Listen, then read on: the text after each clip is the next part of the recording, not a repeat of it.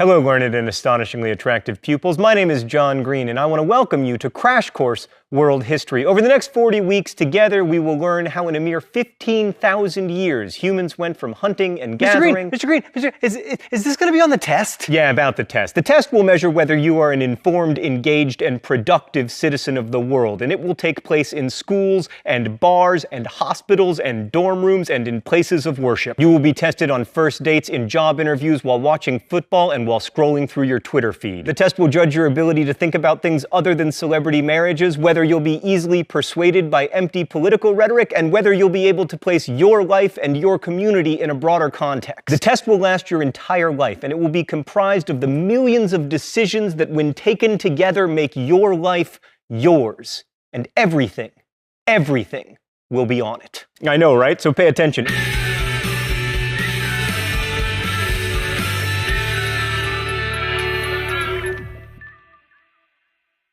In a mere 15,000 years, humans went from hunting and gathering to creating such improbabilities as the airplane, the internet, and the 99-cent double cheeseburger. It's an extraordinary journey, one that I will now symbolize by embarking upon a journey of my own. Over to camera 2. Hi there, camera 2. It's me, John Green. Let's start with that double cheeseburger.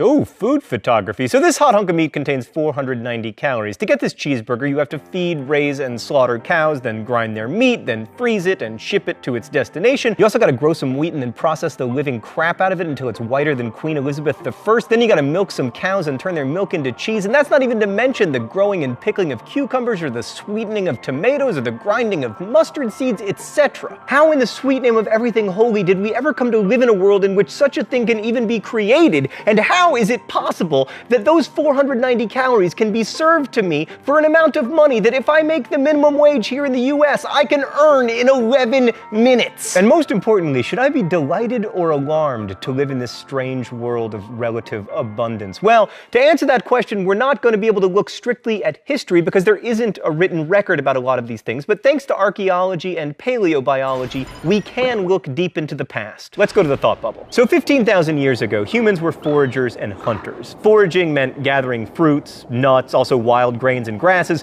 Hunting allowed for a more protein-rich diet, so long as you could find something with meat to kill. By far the best hunting gig in the prehistoric world, incidentally, was fishing, which is one of the reasons that if you look at the history of people populating the planet, we tended to run for the shore and then stay there. Marine life was A, abundant, and B, relatively unlikely to eat you. While we tend to think that the lives of foragers were nasty, brutish, and short, fossil evidence suggests that they actually had it pretty good. Their bones and teeth are healthier than those of agriculturalists, and anthropologists who've studied the remaining forager peoples have noted that they actually spend a lot fewer hours working than the rest of us, and they spend more time on art, music, and storytelling. Also, if you believe the classic of anthropology, Nisa, they also have a lot more time for scoodly pooping. What? I call it scoodly pooping. I'm not going to apologize. It's worth noting that cultivation of crops seems to have arisen independently over the course of millennia in a number of places, from Africa to China to the Americas, using crops that naturally grew nearby: rice in Southeast Asia, maize in Mexico, potatoes in the Andes, wheat in the Fertile Crescent, yams in West Africa. People around the world began to abandon their foraging for agriculture. And since so many communities made this choice independently, it must have been a good choice,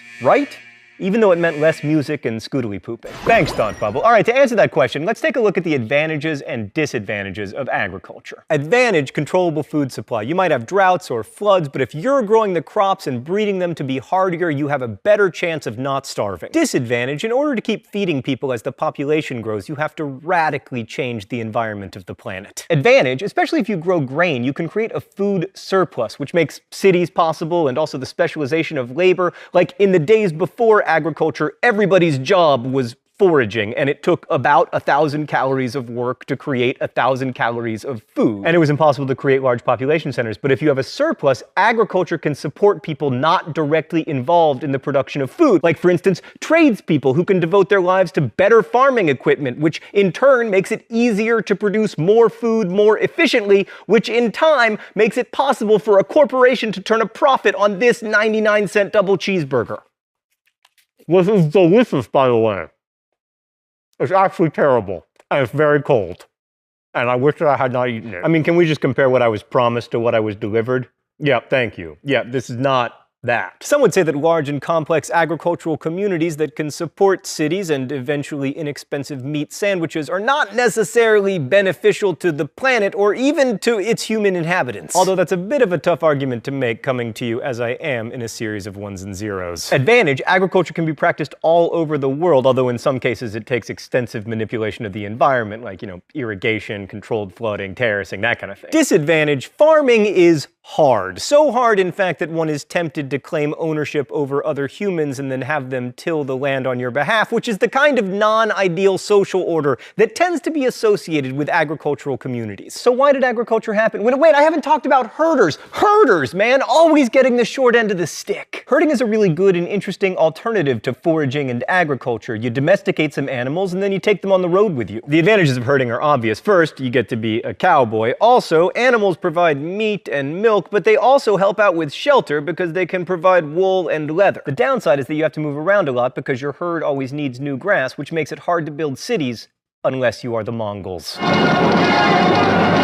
By the way, over the next 40 weeks, you will frequently hear generalizations followed by, unless you are the Mongols.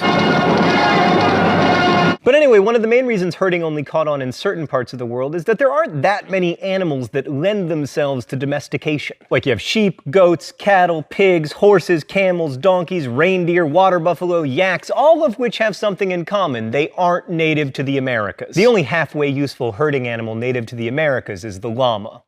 No, not that llama. 2 L's. Yes, that llama. Most animals just don't work for domestication. Like hippos are large, which means they provide lots of meat, but unfortunately they like to eat people. Zebras are too ornery. Grizzlies have wild hearts that can't be broken. Elephants are awesome, but they take way too long to breed. Which reminds me, it's time for the open letter. Elegant. But first, let's see what the secret compartment has for me today. Oh! It's another double cheeseburger. Thanks, secret compartment. Just kidding. I don't thank you for this. An open letter to elephants. Hey elephants, you're so cute and smart and awesome. Why you gotta be pregnant for 22 months? That's crazy. And then you only have 1 kid. If you were more like cows, you might have taken us over by now. Little did you know, but the greatest evolutionary advantage? Being useful to humans. Like here is a graph of cow population, and here is a graph of elephant population. Elephants, if you just inserted yourself into human life the way cows did, you could have used your power and intelligence to form secret elephant societies conspiring against the humans. And then you could have risen up and destroyed us and made an awesome elephant world with elephant cars and elephant planes. It would have been so great, but no, you gotta be pregnant for 22 months and then have just 1 kid. It's so annoying. Best wishes, John Green. Right, but back to the agricultural revolution and why it occurred. Historians don't know for sure, of course, because there are no written records, but they love to make guesses. Maybe population pressure necessitated agriculture even though it was more work, or abundance gave people leisure to experiment with domestication, or planting originated as a fertility right, or, as some historians have argued, people needed to domesticate grains in order to produce more alcohol. Charles Darwin, like most 19th century scientists, believed agriculture was an accident, saying, "A wild and unusually good variety of native plant might attract the attention of some wise old savage." Off topic, but you will note in the coming weeks that the definition of savage tends to be not me. Maybe the best theory is that there wasn't really an agricultural revolution at all, but that agriculture came out of an evolutionary desire to eat more. Like early hunter-gatherers knew that seeds germinate when planted, and when you find something that makes food, you want to do more of it. Unless it's just food, then you want to do less of it. I kind of want to spit it out. Oop. Oh, that's much better. So early farmers would find the most accessible forms of wheat and plant them and experiment with them, not because they were trying to start an agricultural revolution, because they were like, you know what would be awesome? More food. Like on this topic, we have evidence that more than 13,000 years ago, humans in southern Greece were domesticating snails. In the Frankfurt cave, there's a huge pile of snail shells. Most of them are larger than current snails, suggesting that the people who ate them were selectively breeding them to be bigger and more nutritious. Snails make excellent domesticated food sources, by the way, because A, surprisingly caloric, B, they're easy to carry since they come with their own suitcases, and C, to imprison them, you just have to scratch a ditch around their living quarters. That's not really a revolution, that's just people trying to increase available calories. But one non-revolution leads to another, and pretty soon you have this, as far as the eye can see. Many historians also argue that without agriculture we wouldn't have all the bad things that come with complex civilizations, like patriarchy, inequality, war, and unfortunately famine. And as far as the planet is concerned, agriculture has been a big loser. Without it, humans never would have changed the environment so much, building dams and clearing forests, and more recently drilling for oil that we can turn into fertilizer. Many people made the choice for agriculture independently, but does that mean it was the right choice? Maybe so and maybe not, but regardless, we can't unmake that choice. And that's one of the reasons I think it's so important to study history. History reminds us that revolutions are not events so much as they're processes, that for tens of thousands of years, people have been making decisions that irrevocably shaped the world that we live in today. Just as today we're making subtle, irrevocable decisions that people of the future will remember as revolutions. Next week, we're going to journey to the Indus River Valley. Whoa, it's very fragile, our globe. Like the real globe. We're going to travel to the Indus River Valley. I'll see you then.